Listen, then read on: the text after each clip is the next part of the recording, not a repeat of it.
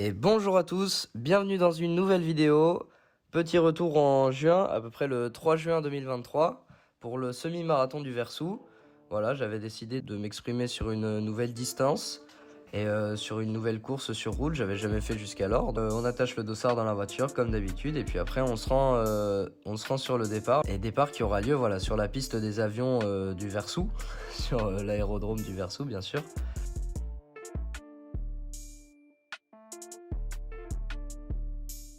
Donc là voilà, c'est le briefing, on est beaucoup au départ quand même. C'est assez rare de faire des briefings avec autant de monde. Ça met un peu la pression, mais bon je me dis tranquille, on a le temps, pas de pression. Il est 8h du matin par contre, le réveil était plus que compliqué à 5h du matin, mais bon, on a survécu. Là on est sur la ligne de départ, et ce que je savais pas, c'était que le départ allait être lancé une fois que l'avion allait atterrir sur la piste d'à côté. Donc voilà, je vous laisse profiter.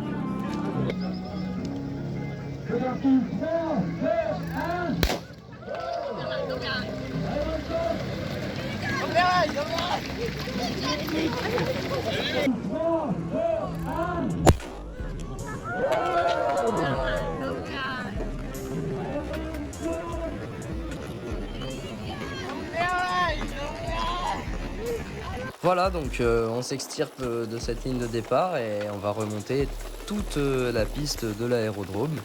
Donc j'arrive à prendre un bon départ, je suis en tête. Bon évidemment je vais pas rester à cette allure là pendant toute la course, évidemment c'est le départ, on s'emballe un peu, il y a du monde, c'est sympa.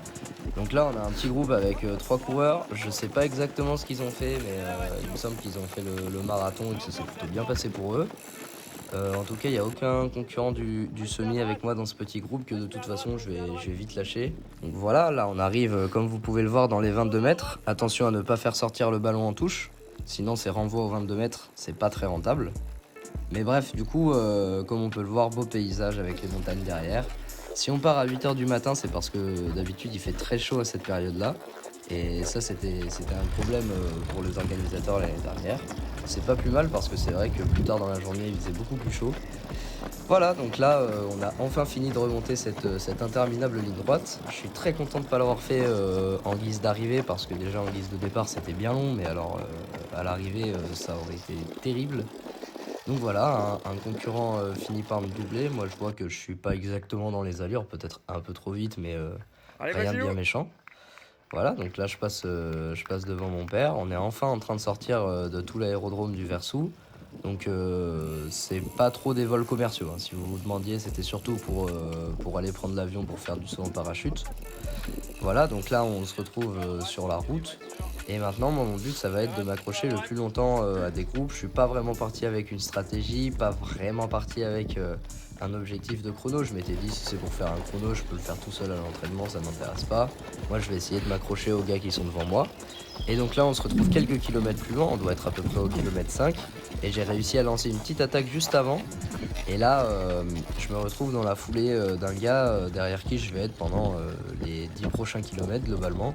Et juste devant nous, on a encore un autre concurrent qui lui par contre fait le marathon en entier et qui est parti sur des bases plutôt solides vu que c'est des bases de 2h30 globalement.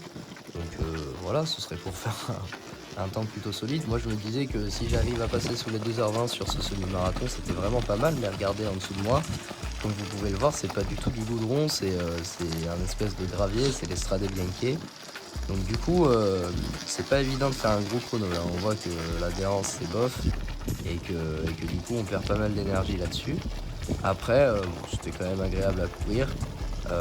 Voilà, moi, de toute façon, j'étais dans la foulée des mecs de devant, donc que ce soit du goudron, des cailloux ou du sable, ça aurait pas changé grand-chose à mon chrono à la fin. En tout cas, le soleil, il fait pas trop chaud, donc rien à signaler pour l'instant.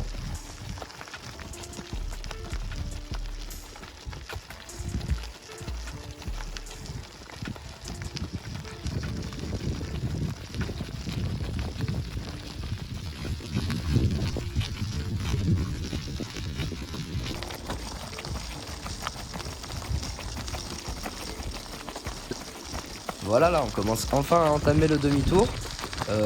Voilà, mais enfin en train de se dire que la mi-course approche et qu'on va bientôt pouvoir rallier l'arrivée parce que là c'est vrai que à cette allure là ça fait mal aux jambes. Au final j'ai pas vraiment regardé ma montre et puis là je me suis dit que j'allais regarder ma montre et il y avait quand même écrit 3,45 au kill ou 3,40 un truc comme ça, donc c'était quand même voilà, c'était quand même pas évident qu'avant la course j'allais faire cette allure là, donc j'étais plutôt content. Tout ça en plus en économisant pas mal en restant dans la foulée du gars de devant qui m'abrite, parce que de toute façon si vous faites plus de 1,20 m globalement vous m'abritez du vent, donc je vous remercie. Et du coup voilà, là ça fait quand même déjà 10 km, là on doit être vers le 15e kilomètre. Et là, il va se passer un événement, pas improbable, hein, un événement qui arrive souvent sur des courses en course à pied, hein, mais un événement qui va un peu changer la donne. J'avais prévu depuis un petit moment déjà de passer devant parce que le rythme s'était un peu calmé, mais il y a un événement qui va complètement précipiter les choses. On laisse voir, on va regarder la VAR, hein, tout simplement. Là, on voit qu'il y a contact, on va mettre la VAR encore plus lentement pour voir.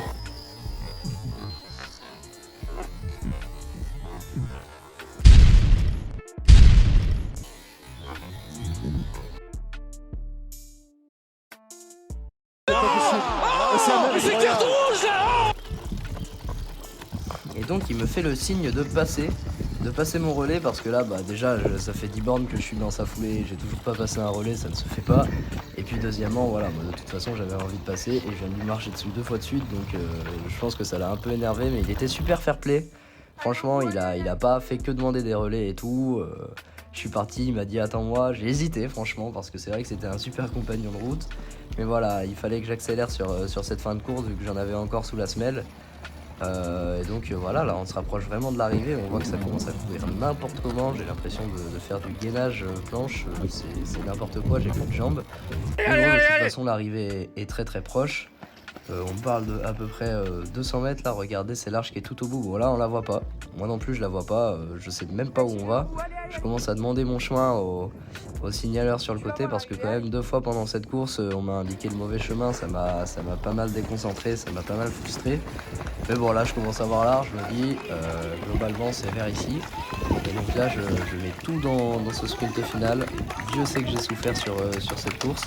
Et au final le temps est de 1h17 secondes. Et ça c'était improbable avant que j'arrive, mais je le prends avec plaisir.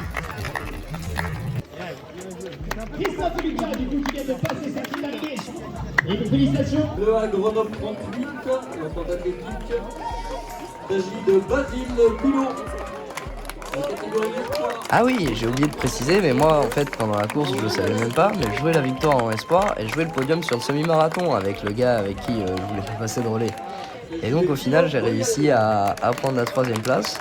Et ça je m'y attendais pas du tout avant de passer la ligne, donc c'est vraiment sympa. C'était une belle journée. Bon après voilà, là il est à peu près 10h, à 12h fallait être au boulot, mais bon, c'était une belle journée quand même. Voilà, merci beaucoup d'avoir suivi cette vidéo, j'espère qu'elle vous aura plu. Et puis si elle vous a plu, n'hésitez pas à lâcher votre petit like, ça m'aide beaucoup. Et puis à vous abonner, à parler de la chaîne autour de vous. Voilà, je vous remercie et bon dimanche. Allez, on applaudit bien fort le podium masculin du semi.